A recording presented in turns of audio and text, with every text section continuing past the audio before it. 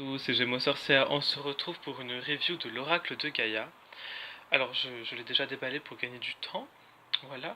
Alors ce sont des cartes qui ont été réalisées par Tony Carmine Salerno, donc c'est un artiste que j'aime beaucoup, car il a fait de très belles œuvres, et j'adore son style, j'adore. Alors le petit livret, où est-ce qu'on peut voir du coup Tony Carmine Salerno, avec un des tableaux qu'il a fait, qui est la carte Libération.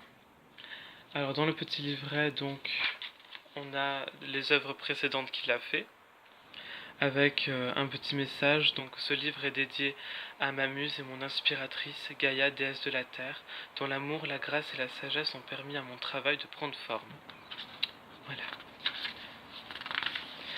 Voilà. Donc ensuite, sur cette page, même la deuxième, il va expliquer donc qui est Gaïa, ce que le terme, par exemple, oracle signifie. Donc voilà, c'est un petit cours d'histoire.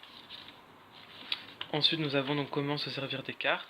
Donc ici, il va vous montrer une forme de méditation pour ces cartes. Ensuite, les questions, comment donc former. Donc c'est pour ça que cet oracle il est vraiment bien pour les débutants, car tout est indiqué, comment poser les questions, comment se mettre dans un état pour ensuite faire de la divination. C'est vraiment bien. Donc ensuite, c'est un oracle aussi qui permet donc de faire également le futur, car il y a des oracles qui sont pas vraiment faits pour la divination, il y en a qui sont plutôt faits pour régler les problèmes personnels, ce genre de choses. Celui-là, il est très bien pour faire le futur aussi. Ensuite, on va passer donc par les méthodes de tirage. Donc le tirage en 4, donc le passé, le présent et le futur. Voilà, donc très simple. Le base en étoile, donc ce qui permet de mettre les réponses en perspective. Nous avons ensuite donc le chakra arc-en-ciel. D'ailleurs, celui-là, il est super intéressant. Enfin, c'est un des meilleurs, je trouve, parce qu'il permet de mettre, de voir justement quelle est la personne, comment elle est dans tout, même soi-même. Hein. C'est pour ça qu'il est bien aussi pour régler ses problèmes personnels, si on a des soucis intérieurs, etc. Il est vraiment bien pour ça. Car du coup, les 8 cartes vont représenter chacun un aspect, donc par exemple le chakra racine, le fondement, etc. Et donc ce tirage-là, il est juste génial. Ensuite, donc le tirage des relations.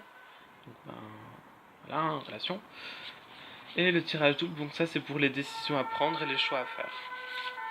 Ensuite, l'interprétation des cartes, donc c'est comme tous les livrets, donc la carte avec la signification. Donc pour les débutants, je conseille au début de bien lire, car sur la carte, il y a parfois beaucoup de symboles, beaucoup de métaphores qu'il faut bien regarder. Et du coup, dans le petit texte, elles y sont expliquées. En plus, il y a souvent des symboles un petit peu comme des croix d'encre, etc. Donc si on ne sait pas ce que ça veut dire, ben, au moins c'est écrit dedans et puis ça décrit des choses. Ensuite, on a toujours une affirmation positive, sous forme un petit peu de petites prières très positives, très agréables.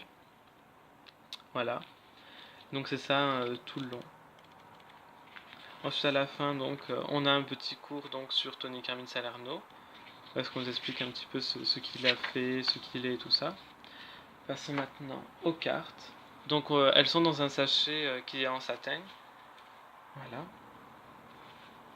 D'ailleurs, moi je mets dans le sachet des cartes de l'armoise et un cristal de roche.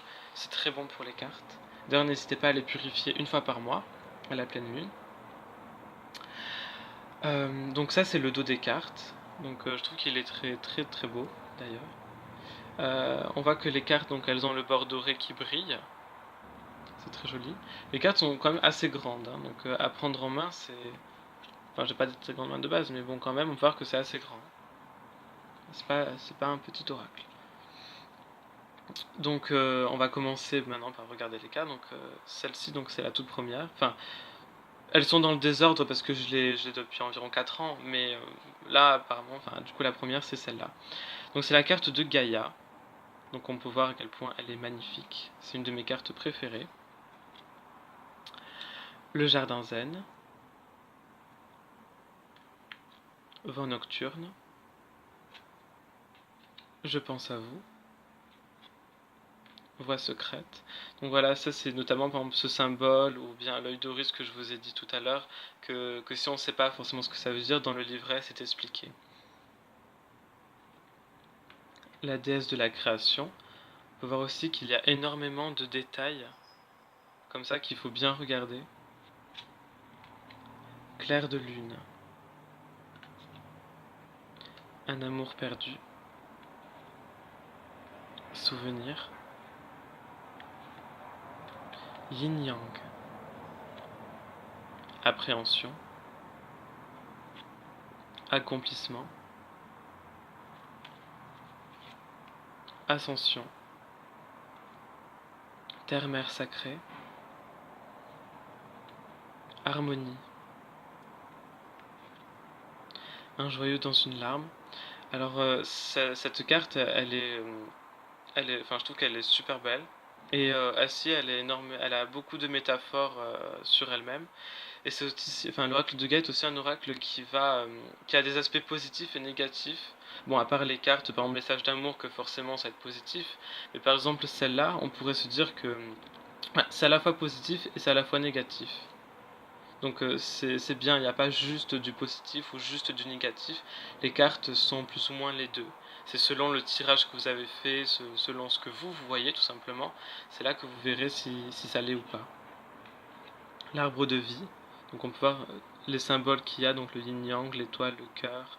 Il y a plein de symboles. L'océan d'amour éternel. Ganesha. La déesse du clair de lune. La quête. Purification, feu. 9 de cœur. Libération. Intuition. La paix. Évolution. La guérison. Perception. Une de mes cartes préférées aussi.